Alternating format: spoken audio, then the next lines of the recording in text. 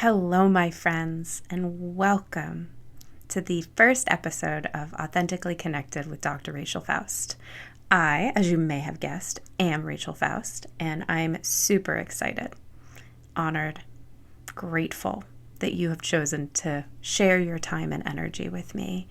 I am going to be using this space as a means of sharing about my own healing journey, my expertise as a clinical psychologist, my love for all things internal family systems, and connection to myself, to others, to the world around me, in hopes that as I share some of my love and light with you all, it may spark something in you. It may begin a journey or help you continue along your journey in some way that brings more love and light to your world, which in turn makes the world better for all of us. I'm so honored that you've taken the time to listen, and however long you decide to stay, I'm happy you're here. I have so much to share, and I want to start with just an overview of what today's going to be about. I'm noticing a part of me that is second guessing what I've already done, thinking I should go back, start over, delete. And part of what I'm working on in my journey right now is noticing the parts of me that push perfection, that push improvement, that are not about well-being, but are about saving face or impressing others. And I am using this as a forum not only to share with you, but also to continue my journey of figuring out how to be okay with imperfection, to be okay with existing in the world as I am rather than how I think I should be or how I want to be. So I'm going to leave it. And that feels like progress. So the first thing I want to share with you is about internal family systems. IFS.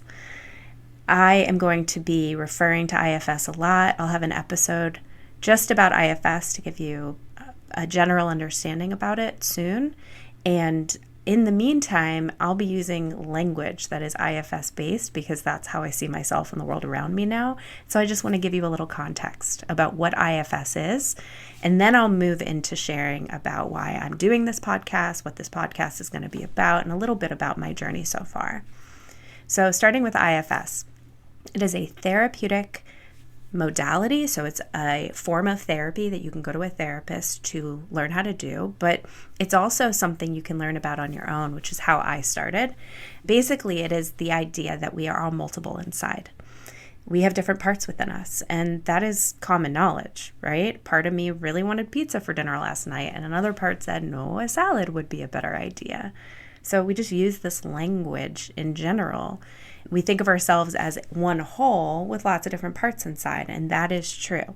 However, the parts are more than just a part, but they're like little us's running around inside. And before you get into that mindset of, wait, are we talking about dissociative identity disorder, multiple personality disorder? That is one extreme end of how our parts can go about protecting us if we've experienced something really overwhelming. And even those of us who haven't had a significant trauma in our lives still have parts that are there to help us. But those parts can take on burdens as we go through our life. We get hurt, we get scared, we get overwhelmed. And parts take on a job in that moment that is all about helping us to survive. And it's usually really helpful, whatever the parts try to do in that moment. Oftentimes, what the parts decide to do, the role they take on, the burden they start to carry is meant to help. And it can for a while, but then eventually that same burden can start to become something that gets in the way.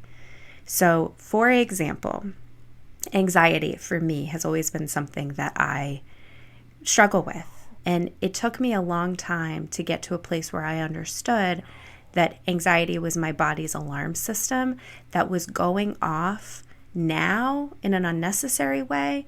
But when I was a kid, it was not unnecessary. In fact, it was actually quite helpful because I would fight a lot with my older brother, and I often didn't feel safe in his vicinity. And so The part of me that started using an alarm system was doing it in order to keep me protected, and very effectively too. But as I got older, that alarm system never turned off because that part never got the message that I'm an adult now, that I don't have to protect myself in the same way, that I have supports and capabilities now at my disposal to keep me safe. And so internal family systems helped me learn about this and learn how to actually connect directly with this particular part who needed an updating, needed to feel safe and understood, to understand that she didn't have to do this job anymore. And then that freed her up to take on a new role in my system, one that was actually about reminding me to use my breath as a way to regulate, to calm myself in stressful moments. And that's been incredibly useful. So it's an example of how a part can take on a burden, and then we can heal that burden over time as we get to know the part and we get to understand where they're coming from. The other aspect of IFS that has been immensely powerful for me has been the idea that we all have self energy inside of us, and that is self with a capital S. This energy is like a loving, nurturing, healing force that we can all tap into, and it is within each one of us, but it's almost like it's a part of a larger collective source of energy. This energy is a loving, supportive presence inside of us that can show up for our parts who are so wounded, who are so burdened, support them in ways that they've always needed but never had access to and maybe didn't even believe was possible, to help them unburden, let go of these heavy, heavy sources of pain and difficulty that they've been carrying in order to free up our system, to welcome in qualities that are more supportive of our whole, more supportive of the life that we want to live. And that's exactly what I've done for myself. I started learning about IFS in 2020, got my own IFS therapist in 2022, finally finished my level 1 training through the IFS Institute just this year. And I am so grateful for everything IFS has brought into my life. It is where I feel some of the greatest passion when I talk about it, when I practice it with my clients, and when I share it with my family and friends. And honestly, they're tired of hearing about it. They've been hearing so much about parts language, and I think a lot of them are super interested and curious, but also like, all right, Rachel, enough already. We understand about the parts. And so I needed another outlet, another forum in which I could share about my excitement, my passion for this work. And so here we are. And that is a part of what I will be doing. I will share lots of vulnerable details about the work that I've been doing on myself, my own healing journey, because it's been transformative in a lot of ways. And it feels to me like it is a gift not only for myself, but an opportunity that has been gifted to me and that I've created for myself to be able to share with others, with anybody who's interested and curious about how they might use this beautiful model, this beautiful framework to shift their own relationship inside with themselves, but also with the people in their lives, with the world around them. And so I know that's what IFS has done for me, and I have no doubt it will do that for you as well if you decide you want to go down that rabbit hole, which I highly recommend. It's a great rabbit hole. It has served me well. So what else will I be sharing in this podcast? I will be sharing expertise that I have from my years of clinical training, from my years of clinical practice. I've learned a lot, and I have this massive thirst for learning, knowledge, understanding that I have had with me since I was little. It's innate in me.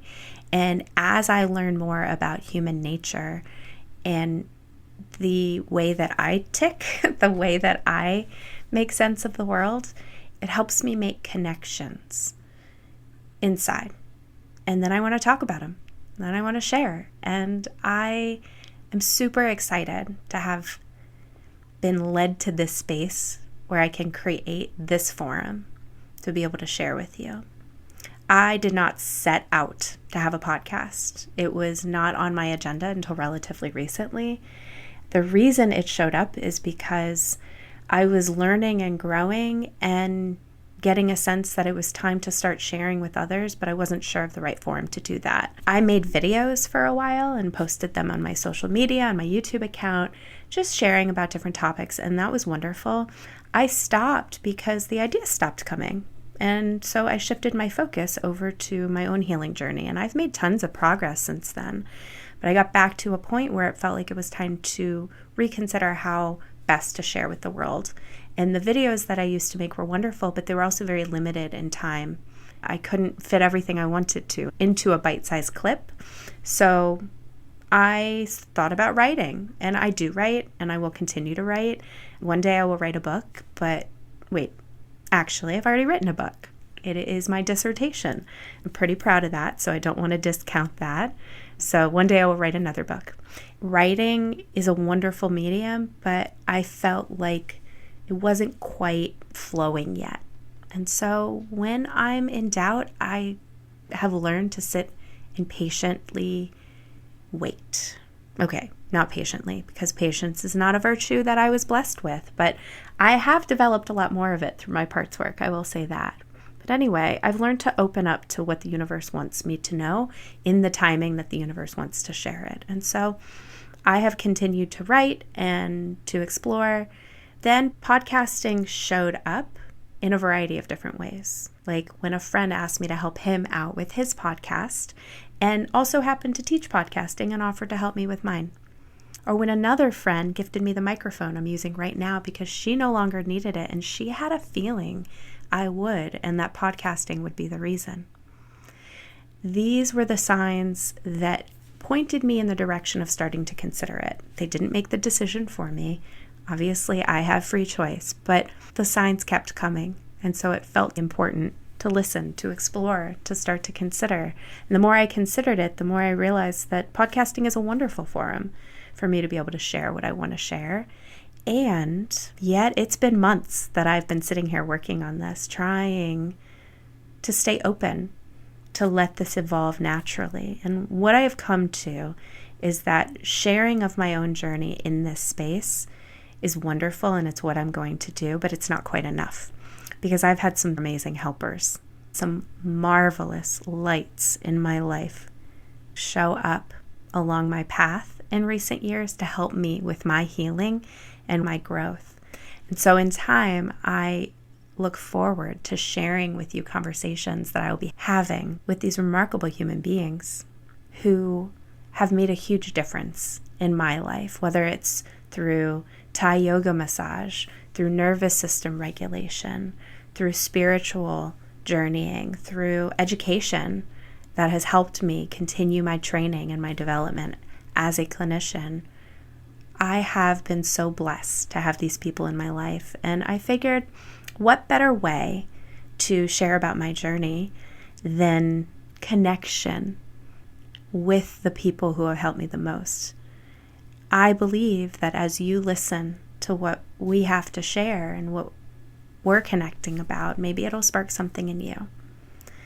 It has long been evident to me that the seeds we plant in therapy have the potential to grow in ways that we can't expect or anticipate. And so I just keep on planting seeds, and then I sit back, I stay present, and I notice what seems to be growing over time. And I know not everybody has the readiness to pursue therapy or the capacity, whether time, financial, other resources that are missing, but we all have the ability to listen, to create space. And this space that I am speaking to you in right now is going to be like an accessible garden that I will continue to plant seeds in, and we will see over time what grows for me, for you, for the world in general. I feel so fortunate to be in this position to share of myself and to hold space. To hold space for this important work of bringing more love and light into the world. It is in recent years, actually this year in particular, that I have gotten really hip to universal love and energy. I knew it existed before, but I didn't fully understand it because I didn't know what it felt like. Or actually, I did know what it felt like. I just didn't know that I knew. And now I do. It is self-energy. That's an example of it. When all of our parts step back and make space to allow that love and light, that openness, curiosity, compassion, all of it to shine through. So that's an example of universal love and energy. And for me, it's like a mainframe, a source energy I can plug into whenever I can get grounded enough and I can help my parts feel safe enough to step back and make space for that. And when I do, I feel connected to the world around me. And it feels like such an honor to be able to share about this with you, but also to help you perhaps learn over time how to connect to that same source energy as well, because it's there for all of us. It's within all of us, whether you've accessed it before or not, whether you believe it or not, it's there.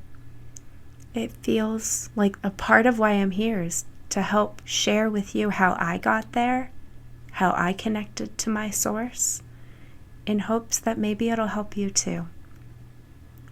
And now I'll close with a nod to yoga teachers everywhere who end their practice with the word namaste, which is loosely translated to mean, may the light within me bow to the light within you.